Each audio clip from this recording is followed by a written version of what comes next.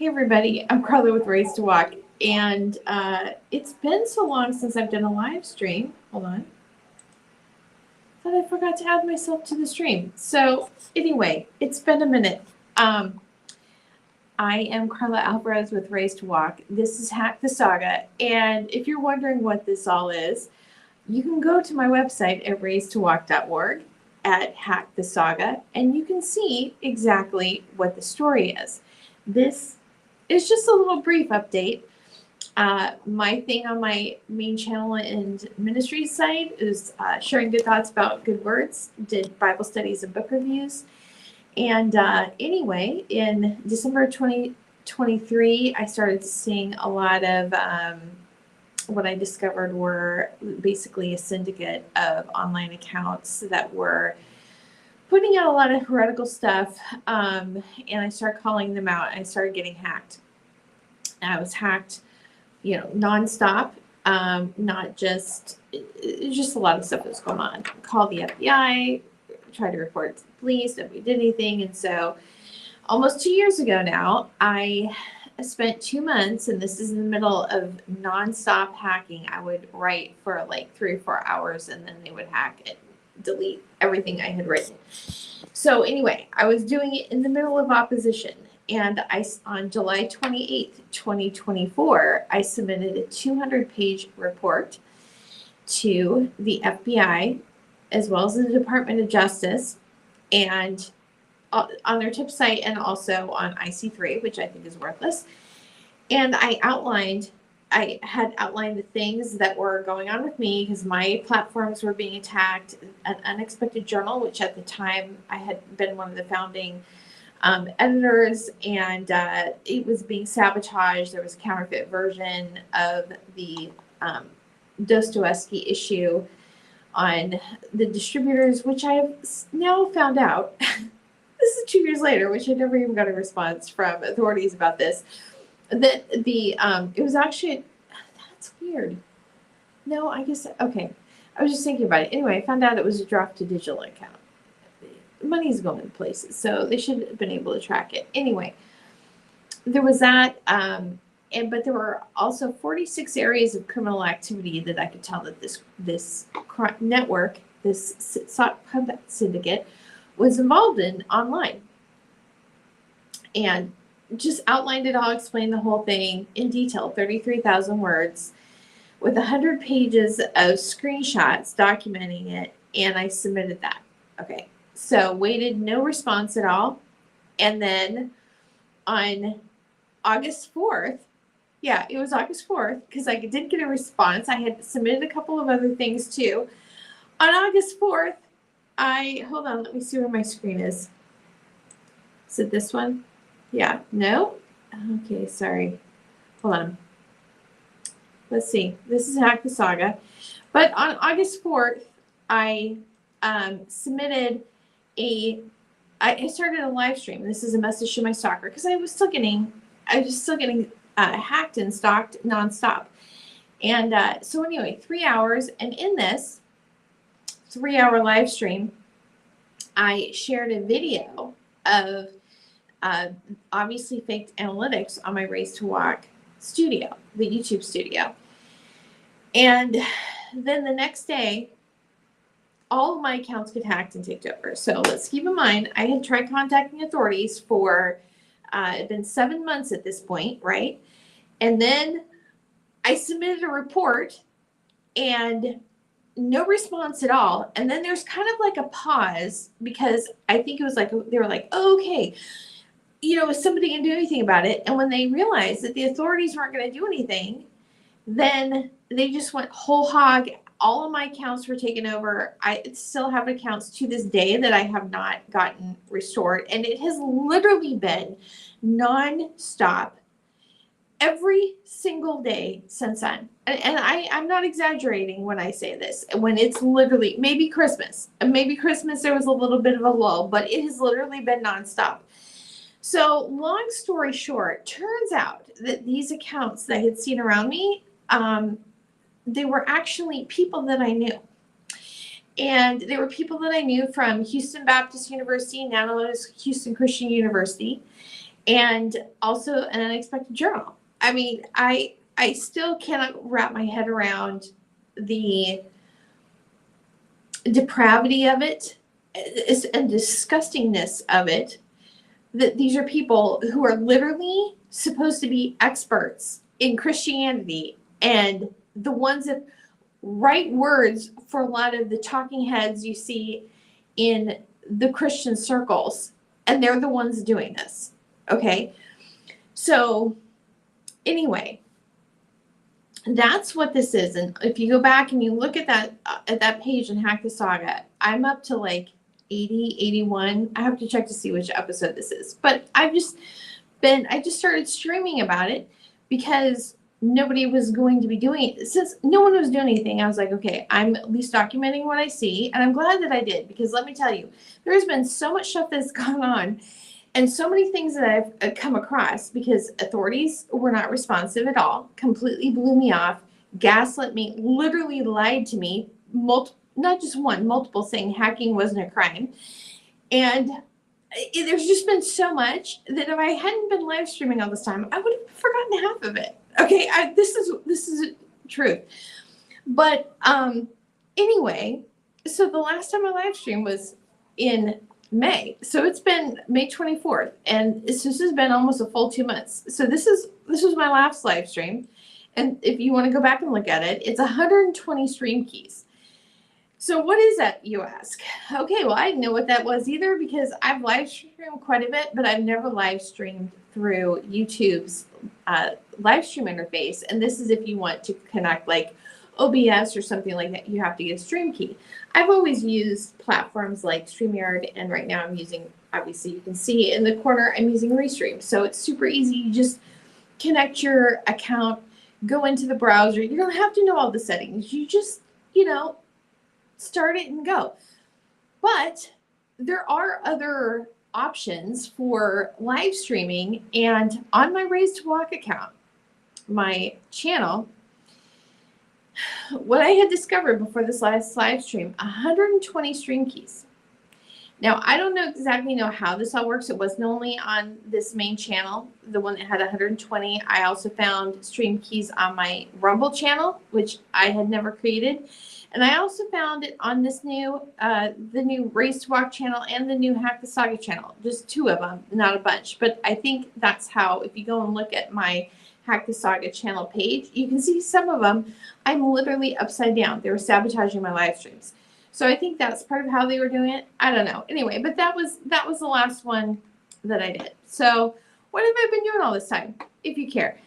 This is what I've been doing. I've been publishing things on the internet like literally for 20 years. And so when you have 20 years of accumulated,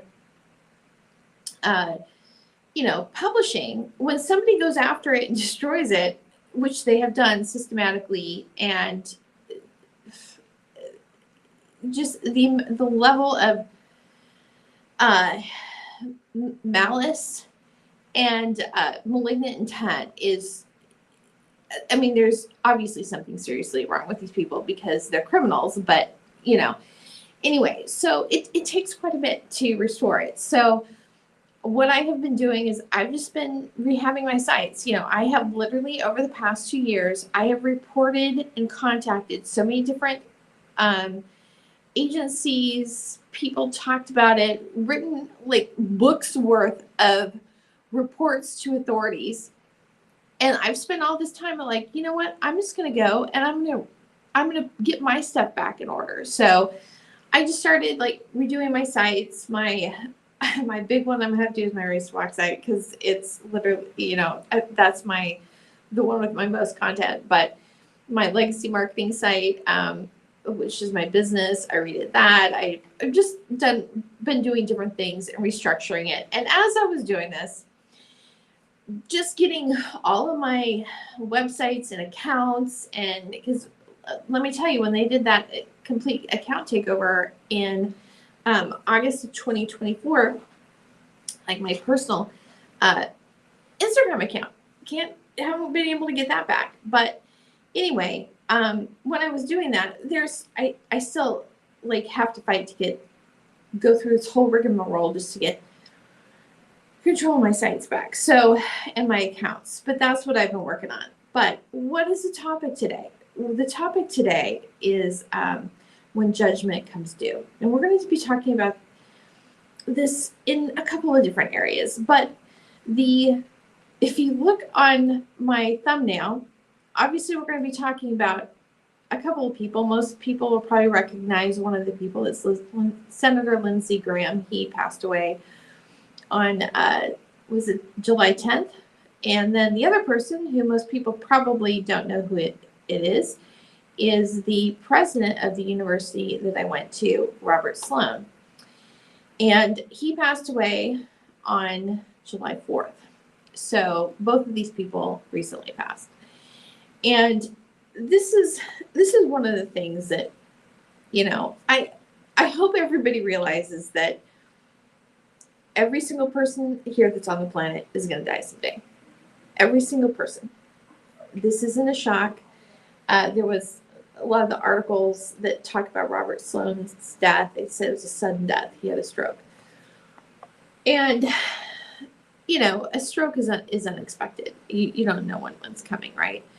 But none of us may know the day that we're going to die, but we all should know that we will. And that is really, I don't know how people who aren't Christians see that or how they consider that.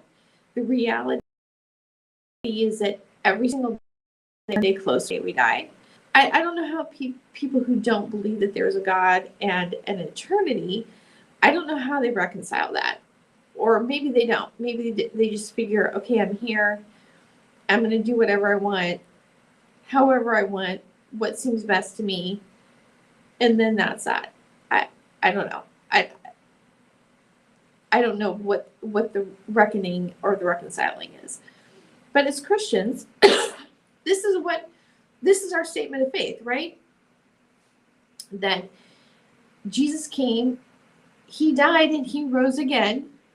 And just as he rose again, someday when we die, that's not the end. That we will be with him, right? But the other part of the profession of our faith is that we will be judged. And where we spend eternity is based on who we believe Jesus is. It's not based on who we are personally. It says in Isaiah, all our works are as dirty rags. We have any goodness that we have is a reflection of what God has given us, right? So where we spend eternity isn't dependent on our works, but whether or not we believe in Jesus. Okay, so it's not based on our works. And that's one of the things that is really offensive about Christianity to a lot of people. They may like Jesus, they may even accept that he died and rose again for our sins, but they get really offended that these are really terrible people, that they could be going to heaven too if they believe in Jesus, because that's the faith, right? It's not about our works, it's about his. Some people don't like that. But this is the thing. It does make a difference how you live and how you treat other people. And if you read through the parables of Jesus, he makes that very, very, very clear that there will be severe consequences if we treat other people poorly, right? This is, we can't do anything for God. He has everything that he needs. We can't give anything to him that will make a difference about how he sees us. What he wants us to do is to be his imagers and to be his representatives here on earth and to bring heaven to earth. That's what we're supposed to be doing. We're supposed to be doing his work on earth. We're supposed to be activating and executing his will on earth, right? And that is our actions. And so based on our actions, on how we lived and how we stewarded what God gave us, we will have, that's what our eternal rewards are based on. Every single, Paul writes this to the church, we will be judged for every idle word that we speak, right? And so the title of this dream, when justice or judgment comes due, it will always come due. The word that is translated into English as judgment is mishpat. This is a Hebrew word, and it can mean justice or judgment. And so who God is and his law is it's absolute. He's absolutely righteous. He's absolutely just. And how we experience that righteousness depends on our own actions. So depending on our actions, we can receive judgment or we can receive justice. It really depends on us. It depends on our actions. We have a choice about how we experience that moment of reckoning. I can't remember the reference to this, but there's a psalm. This is God. He's the God of recompense. He gives everyone exactly what they deserve. And so sometimes we look at people and we say, they never seem like they ever got called to account for their actions. But one of the things that can be a peace for us as Christians is that we can know that no one ever gets away with anything, ever.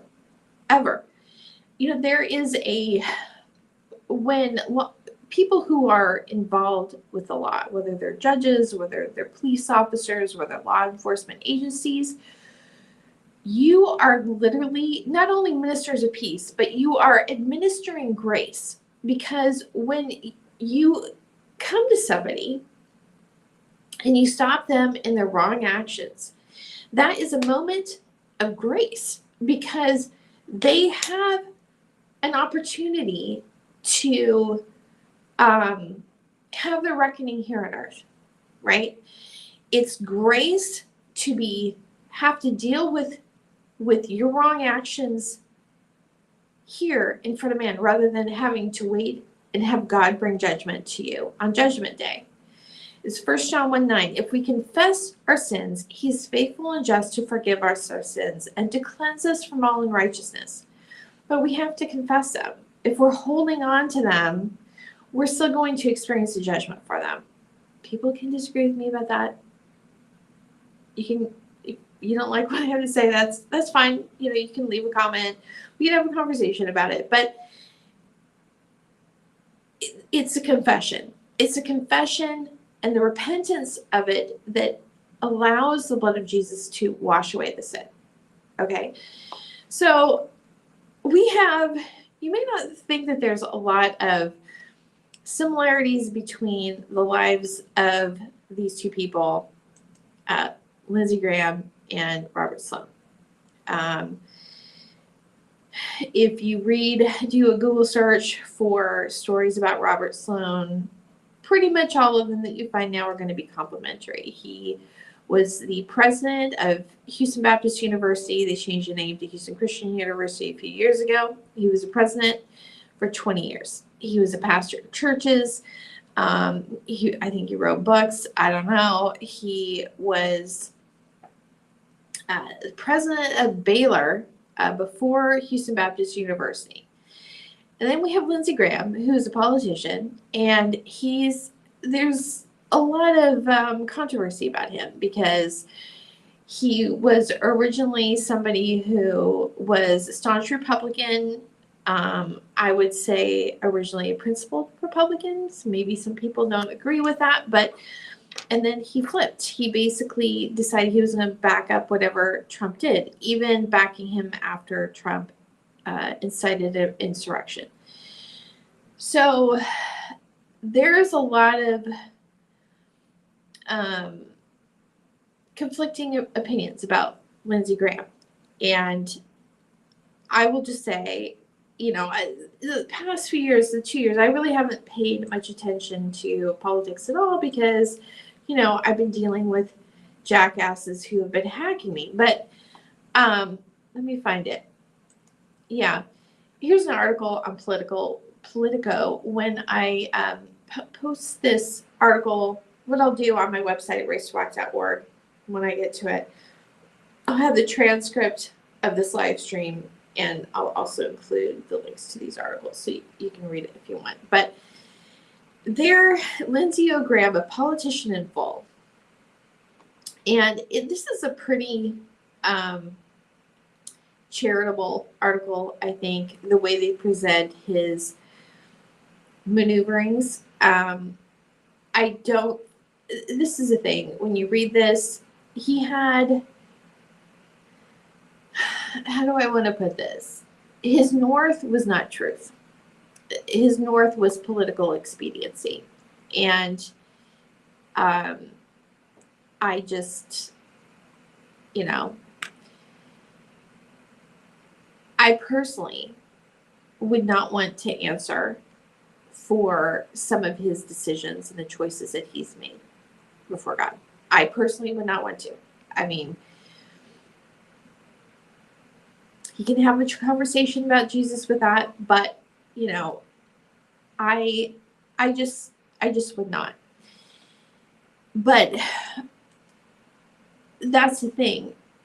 He is at that moment, right? He is at his own judgment day, having to answer to God for those decisions that he made. And how much time did he have? Did he have like a last minute moment to get right with God or get readjusted with God? I don't know. I don't know if he did or not. But I'll just say this about Lindsey Graham. I don't really have like a hardcore opinion either way, other than I don't respect him for the choices he made about backing lies and traitor insurrectionists. I don't. But I watched a clip of him from, I guess he was a representative of South Carolina before he was a senator, and it was an interview with Barbara Walters 20 years ago. This must have been when he first became a senator. And he said, I'm only 51. He goes, I'm going to be in the Senate for 20 years, and I'm going to go to a Miss South Carolina beauty pageant, and I'm going to marry the winner.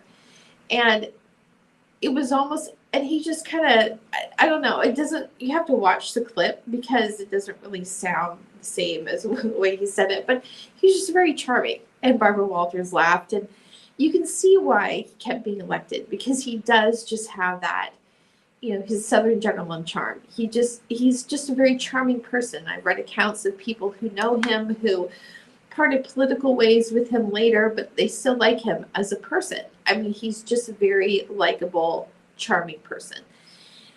But at the end of the day, you're not going to be able to charm God. I mean, you still are going to have to answer for the things that you do. And I think that we can pray for peace for his family, that they have a peace about him. But I just, to me, that's the thing that we should all be. Just a second, I need to plug in my iPad, or else it's probably gonna die. That's the thing that we all should be considering in all of our choices, not like whether I can get away with it or whether it will profit me now, but am I willing to stand before Jesus face to face and answer for this decision? What am I gonna say to God about this? So anyway, so that's one person. That's Lindsey Graham. So let's move on to Robert Sloan. So like I said, if you go and look at the articles that are posted about him, this is one from Houston Public Media. HCU President Robert B. Sloan Jr. dies at 77 after 2 decades of leadership. Sloan had led the Houston Area University for 2 decades after first taking on the role in 2006. According to the university, Sloan led the institution through the creation of its first doctoral program, which is true, in executive education leadership and the founding of the Houston Theological Seminary, which is also true. That was actually founded like the year after I left. I'm not really sure what the point is. I don't know that a theological seminary was like any more prestigious than just having a degree from the university itself. I don't know, but this is one. But here's the thing.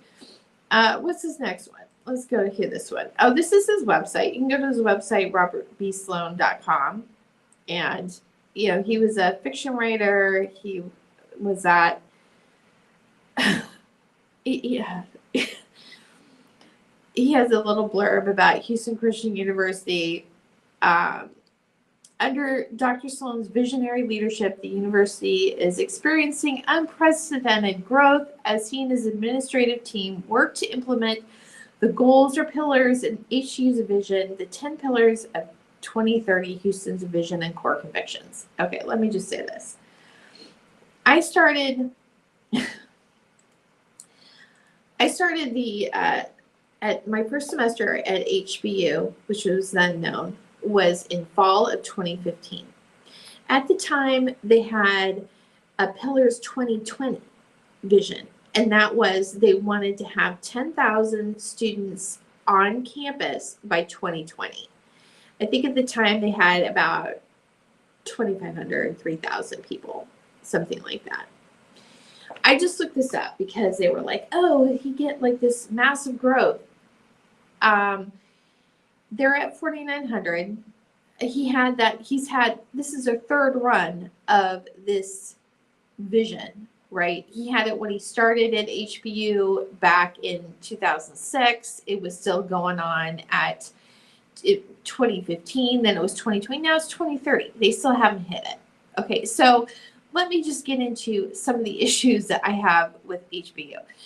So, also, when I went to the program, I graduated from their apologetics program, their master's program it was originally cultural apologetics, and they added a philosophical track.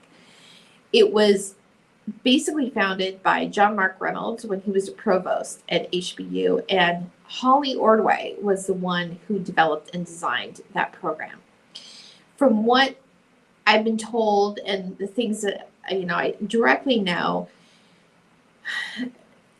and from other leading professors, heads of department, her program was basically the inspiration behind HBU launching an online division, which they called the pamphlet division, which they had just started, like when I started in 2015.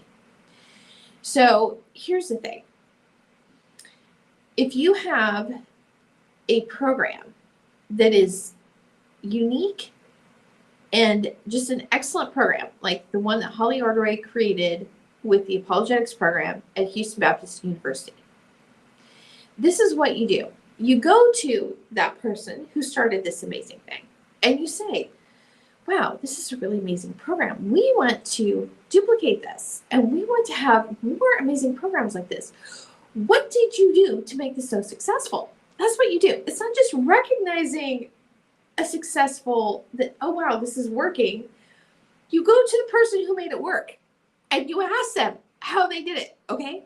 But that's not what HBU under Robert Sloan's leadership did.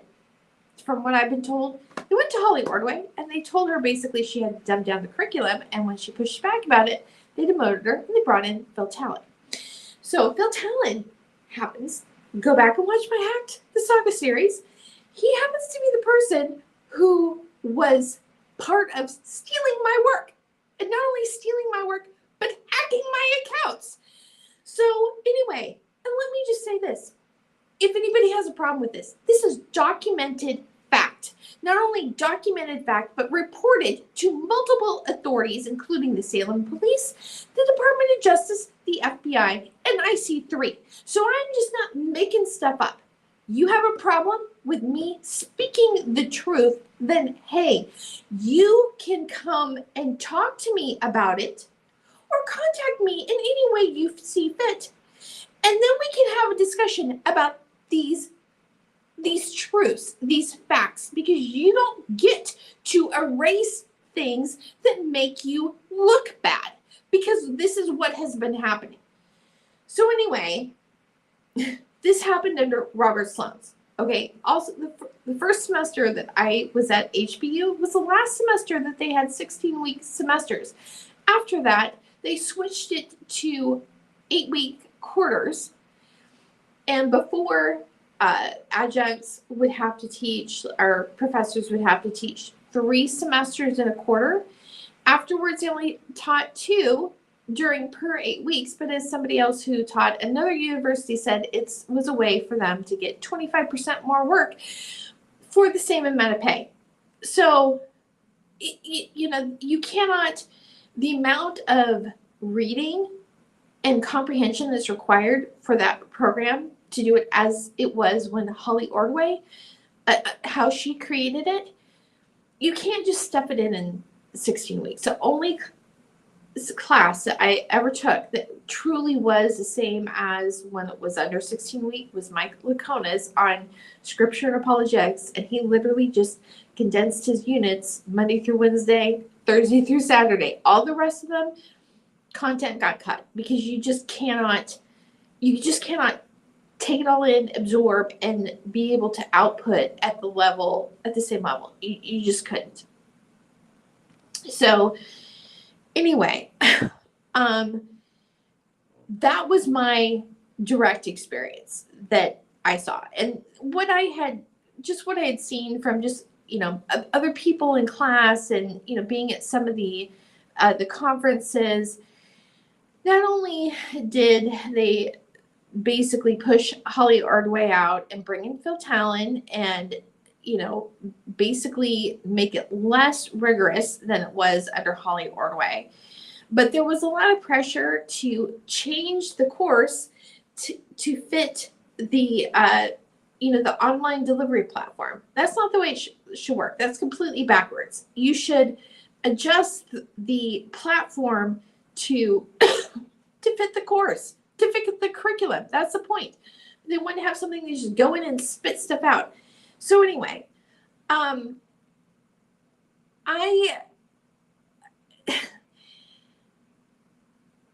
here's the thing. People die, and it's like we're supposed to just forget about all the rest. That's just not the way it works. I am sorry for his family. I'm sorry for their loss. From everything that I've seen, it seemed like he had a good rapport and relationship with people. It doesn't mean that he was necessarily a great leader and making decisions. This is the other thing that I just found out the other day as I was looking this up. Everything that I've heard about at HBU, they talk about, like for people, undergraduates living on campus, they talk about how bad the housing is, the student housing, and also how terrible the food is at the, for the students. I was thinking, the university was started in the 60s. I was thinking this is old buildings. No, this is housing that Robert Sloan was in charge of bringing in the last 20 years. Why is that? Is that because it's old and run down? I mean, what's the point of that? I don't. It's almost like there's a lack of comprehension about what universities are supposed to be. So the student, it should be student focused, right? The student and knowledge focused. But instead, it seems like the focus is on the numbers. However they get the numbers in, it's on the numbers and churning things out. And this is the other thing. If there's any investigator in like the over the like federal financial aid, go and check the Pell Grants going into that university, and also do a little investigating into the students, because I saw an awful lot of fake accounts in the apologetics group on Facebook. This is before I left them all. And one of those fake accounts even graduated. It was a fake account. I know it is. I would just go and see if there's any ghost students in there. So, anyway, it doesn't, I'm not going to stop talking about the actual harm and crimes committed against me by university employees, including the dean of the School of Christian Thought, Phil Talon, just because Robert Sloan died. So anyway, we're going to go back to this. The other thing is that it's like, this is a kicker to me.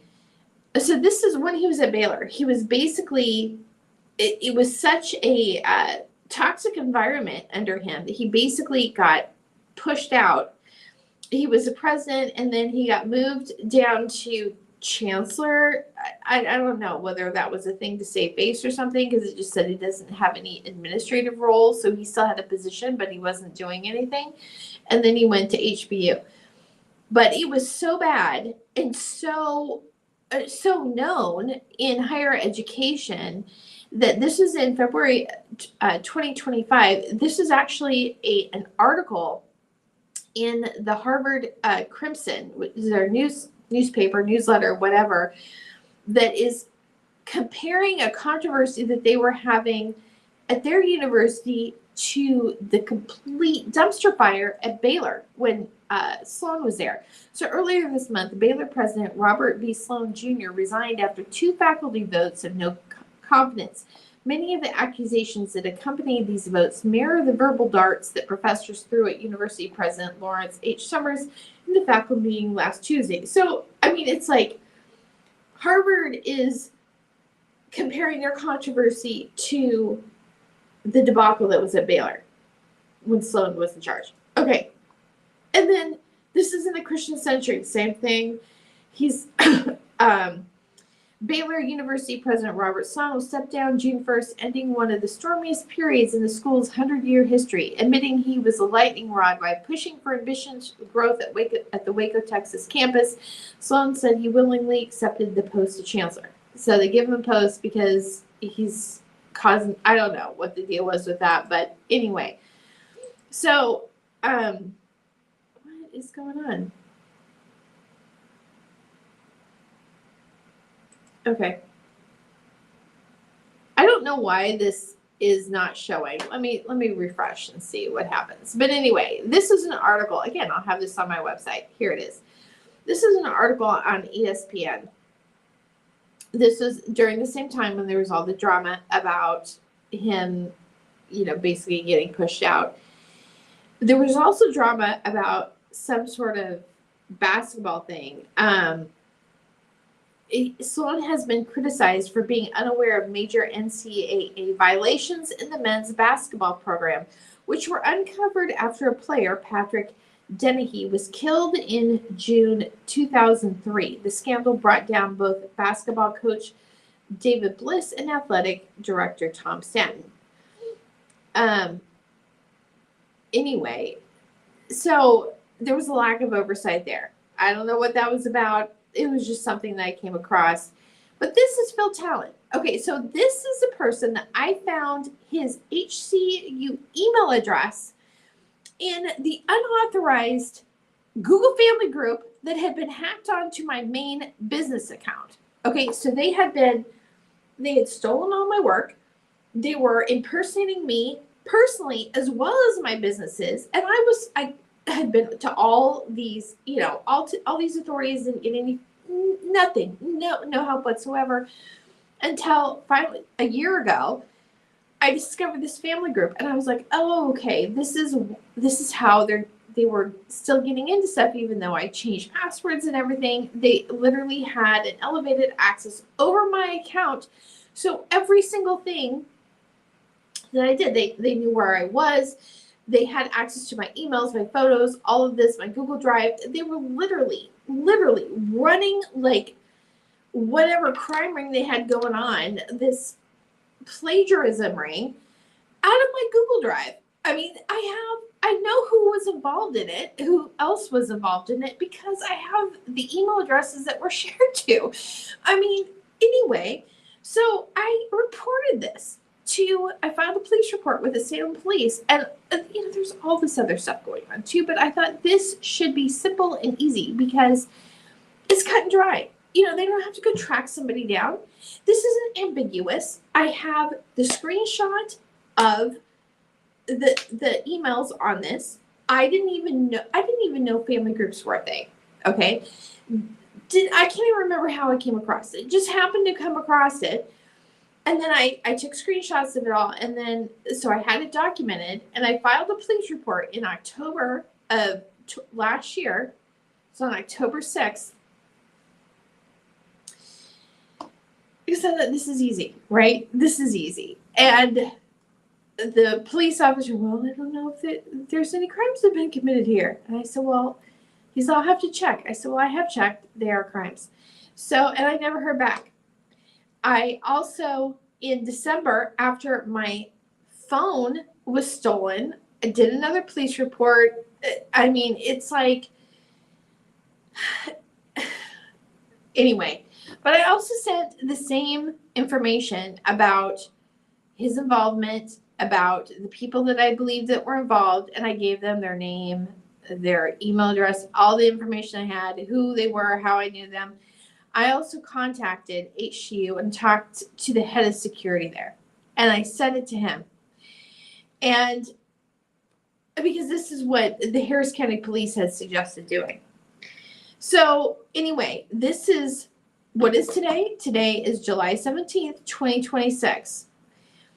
HCU has had a heads up about this literally we're approaching 9 months now, and has, apparently having somebody who is a plagiarist, hacker, and thief and stalker is not a problem for HCU under Robert Sloan. This is also what I was told. Supposedly, Phil Talon attended St. Andrews University in Scotland with Paul Sloan, Robert Sloan. So I guess that's the ticket. Like, you can do whatever you want. Okay, so let me just say this. I'm trying not to go into everything, but they were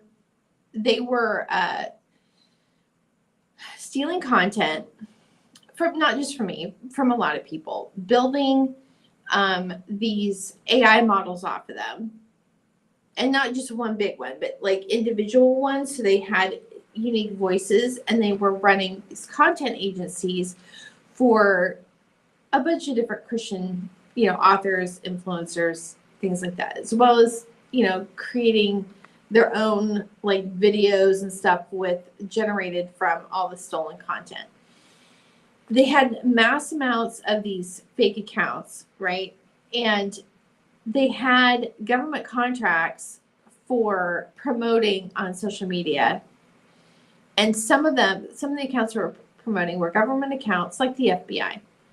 And so personally, I think that's part of the reason why nothing was done, is because the FBI's own contractors were the criminals, and so they didn't do anything. Anyway, but this is something, this was something I posted. This was on June 16th. So I've had my accounts like hacked nonstop, and I've had nobody tell me anything or confirm anything. It's just, what I know is because of what I could tell based on what they've attacked and what they've deleted. So this was on June 16th. I posted this on Twitter, and I'm just going to read this. So I've been learning a lot of legal terms, having Claude AI run analyses on the sabotage of my YouTube transcripts. So this is what I've done. So I take, they sabotage the transcripts of my videos. And so what I do is I take the original, when I can get to it, I take that originally generated transcript, and then I correct it, and then I run both of those. I have a prompt that I run through Claude AI and ask for an analysis about how likely is this to have been just normal transcript errors, or does it indicate sabotage or any sort of malevolent intent? And if so, what does it seem like the goal was in this? Because a lot of times you can tell, like who they're trying to cover up for. You can just tell by how they sabotage the transcripts. So anyway, that's what this is about. A couple that came up frequently is spoliation of evidence and consciousness of guilt, which for my YouTube transcripts usually means that people's names, the conspirators, are edited out or corrupted in the transcript. Here's a new one. On Facebook's profile highlights, I had several things featured. You can have 5. One of which was Houston Christian University, from which I received a master's degree in 2017. This had been edited out several times to just show my high school, not even my bachelor's degree from Portland State. Today I noticed that, once again, my education at HCU had been removed from a highlight. Changed it back, the page won't save. Go to another screen, do a few things, change it again. This time it will save, but when I look on View as Public, it had been removed again. So you can see this. See this? So these are the things I could highlight, the check marks. They had taken off the check marks from Portland State, and oh yeah, they put on, yeah, they took off Houston Christian University and put my high school up there. And so this is how it was when I had just changed it back, and this is how it looked when I went to View it as Public. So then I think, well, maybe I need to check my sessions again. And lo and behold, what do you know? A hack session from June 12th. I was on a VPN. I wasn't in Canada. Someone was literally sitting in a stolen session for Facebook, editing out Houston Christian University as a highlight as I was editing the page. So you can see this here. You can look at this under account and privacy and look at on Facebook and see where you're logged in. You should do that every once in a while, just because you never know. You never know. So let's put on our thinking cap for a minute. Would some rando hacker hack my Facebook account just to edit out the university where I do graduate work? Who would care? Other than, oh, I don't know, a university that had one of their deans running an academic plagiarism ring out of the university, and which included hacking people's accounts. So leave my accounts and sites alone, you low-life loser reprobates. Next time it's going on TikTok. Okay. Oh, and look here.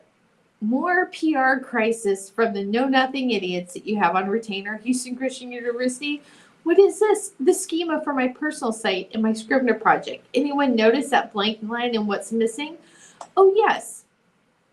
That would be the name of the university that I'm alumni of. So this is the thing. They've, as part of their just attempt to completely erase me from, and all signs of me from the internet, they put out a ton of fake accounts to, this is just all AI generated fake accounts. And so what I have been doing, I can't control all the fake accounts, but what I've been doing is I have been doing what I can to establish the identity by the interlinking between my sites, and also putting like a really strong schema on my site. So if you have a local business, you might have, and you have a website, you might have had your web person talk about having a local business schema on your site. That's been pretty standard for years, but there's other types of schemas for different types of pages and things. And so you can designate it. What this is doing is basically telling the AI crawlers and the knowledge graph, this is who I am, and it's putting it in a structure so that it's clear for these crawlers crawling your site that this is, they could be picking up content on your website, but this is a very specific structure that you don't see as you're visiting the site. It's just in the code of the site, so that the search engines and crawlers can know who you are specifically. Okay, so you can do that for businesses, you can do it for events, you can do it for places, but you can also do it for persons. And some of them, there's usually, like if you use a plugin for WordPress or something, there's some basic information, but there's a lot more detail you can put in there. And one of those is this is references to affiliation. And I had my Houston Christian University in there, and somebody literally hacked my website or my laptop and deleted it out of the Scrivener project. So anyway, yeah, this is just a level of, it's like, okay, we're just, rather than, this is what leadership is. Leadership is not just going and, being the head of the table at all these honors banquets or talking at graduations. Leadership is looking at problems, seeing what the issue is, owning the problems, and addressing them. It's not, if there's something that is wrong or a fault, you acknowledge the problem and then you fix it, you address it. It's not go cover up and hide and try to eliminate whoever is pointing out the issue. Okay? That's not leadership. That's being a coward and a loser. Anyway, so this is it. Going back to my tweet. A bunch of brain dead, lame ass loser criminals that seem to think deleting a line in a schema is going to hide my graduation from a program that I mentioned hundreds of times over the past 10 years in essays and in videos. Can you believe this? Hashtag pro tip. If your public relations firm's solution for managing the fact that you have hired and enabled a bunch of thieves to commit more crimes, you should find someone else, because in choosing that path, you are showing that it wasn't just employees, it was a leadership, not an oops, an indication of the character of the person in charge. And that one was, what was that one on? That was June 18th. And then on July 4th, again, it was the same thing. So they hacked it again. So anyway, this is just me personally. My experience in the program itself was amazing. I had an amazing experience in the program. I am so grateful that I was able to go through that apologetics program, as it was when it was still under Holly Ordway's design and leadership. Since then, it has literally gone down the tubes, and just the crap that I've been experiencing, where they're literally backing up criminals and hackers and thieves. Just my personal opinion, based on my experience.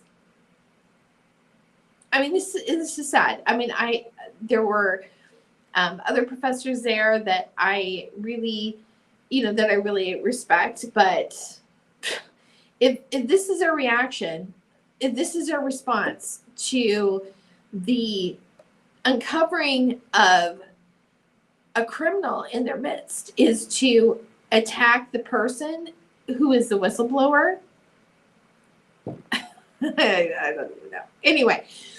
So, moving on from that, Robert Sloan's another one that is having to answer for decisions that he makes. I have no idea how Jesus is going to address that. He may be able to say, or may try to say, I didn't know, but here's the thing. I think this is Proverbs. Don't say, look, I didn't know. The Lord who knows everything knows your heart. And he knows exactly what you knew. As a paraphrase, not exact. So anyway, moving on to this.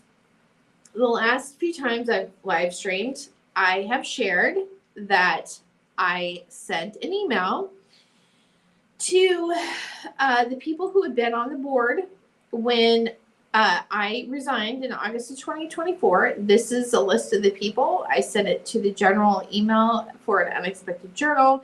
Jason Smith, who was at the time was managing the publishing and distribution through his business Wooten Major Press. Jasmine Biggs, who was the editor-in-chief. Andy Nardoni, who was the president of the board. Zachary Schmal, who was a former managing editor and was working on the community issue at the time. Grant Broadhurst, the web manager. Abby Thompson, her last name is Brockman now, who's a treasurer. Jason Monroe. Josiah Peterson, and Seth Myers, who were board members. And I sent a letter that I have posted. Hold on, where's my? Is it this one? No.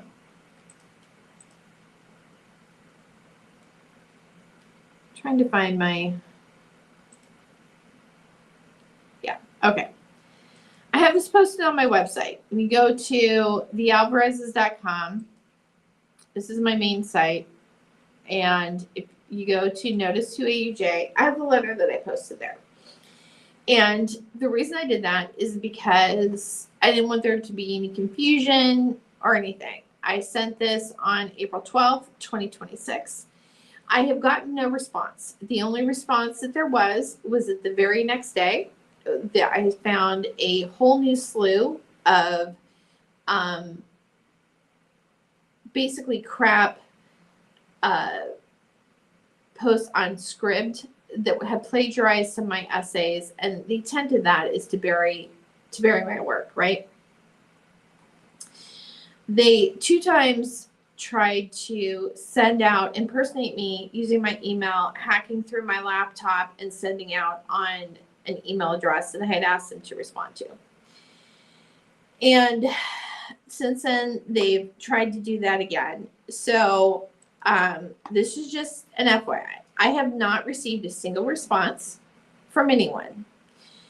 I have received no acknowledgement for anything. I am still have the same position. My essays were removed that I had asked them to. They didn't do it, but I contacted SiteGround with the DMCA request, and SiteGround made them take it back. And SiteGround is the only entity out of everybody that I've contacted where I've gotten immediate action and response from.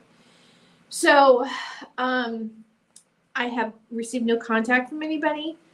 I have not received any phone calls, emails, any mail, nothing for anything.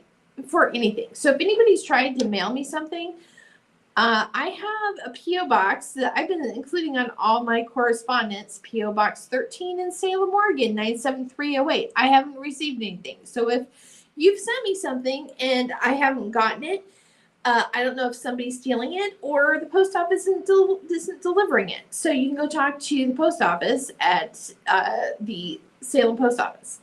I don't know. But I'm still the same thing. I want all of the essays, anything that's been published with the generated from that AI model built off my work, I want it taken down. I want it taken down and removed. And as I've been going through all this, rebuilding my sites and everything, I have noticed, I've come across things that they've used their client accounts to push. They will create something based on the AI model built on my work, title it with something similar. They sabotage my site with crap links and boost this other one, and it's to bury mine. So here's the thing. You've gotten your clients involved in it, and I know who they are. So I honestly, I can understand like the oh crapness about it because of how much, I mean, this is how bad it is. My sites are served through Cloudflare. And Cloudflare has this thing where it like analyzes your pages. I actually got a message for my racetowalk.org site from Cloudflare asking me if I wanted to block some of the pages that contained AI content from being indexed by Google. I don't have AI content on my site. They have so bastardized my work using it so much from with that AI model that when there's analysis of it, they think I'm AI because so much crap has been used, off of my work. I'm not the derivative. I'm the original. Anyway, so I don't care. Okay, I want my YouTube site channels taken out of that lame ass multi-channel network that I never gave permission for them to be in. I want my Bright Sheet Ministries channel back. I want everybody out of my sites, out of my channels, and out of my life. The only association I ever had with those people was that I donated massive amounts of time and energy into promoting an unexpected journal, and them threw their essays with the journal while they were going behind me and sabotaging me. Okay, I'm done with all of you. I've never had any professional relationship with them. I have gotten not a dime. They have sabotaged literally everything they can in my life. I want them all in jail. I want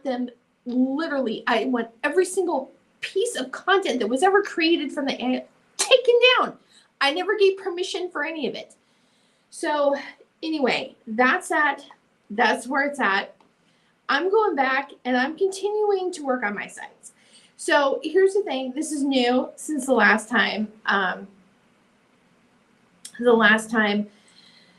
I streamed. I started a new blog. I know that this is like, where is it? I know this is like 20 years behind the times, but what can I say? I mean, I posted a lot, but I've never published a blog. Why is this? Oh, I'm on the wrong thing. Hold on. It's not switching. Let me go here. Let me see. Sorry.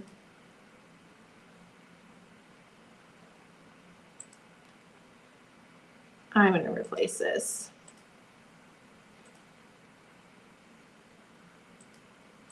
Hold on. Okay, sorry. Anyway, this is a blog I started. It's Carla Alvarez Unfiltered. So rather than putting stuff that really isn't related to what my websites are supposed to be at on like my Race to Walk or my Legacy Marketing channel or site, I started a blog. So if you want to just, read just random thoughts, you can go to carla.thealvarezes.com. And this is what I've posted so far. I just have a few posts that I posted because literally this is recent. Also, that's my writing portfolio. I wasn't talking about more stuff, but I'm not going to. Also, one of the things that they tried to steal and impersonate me was my business, legacymarketingservices.com, which I started in 2003 as just a mom wanting to do work while at home while I had my kids were young.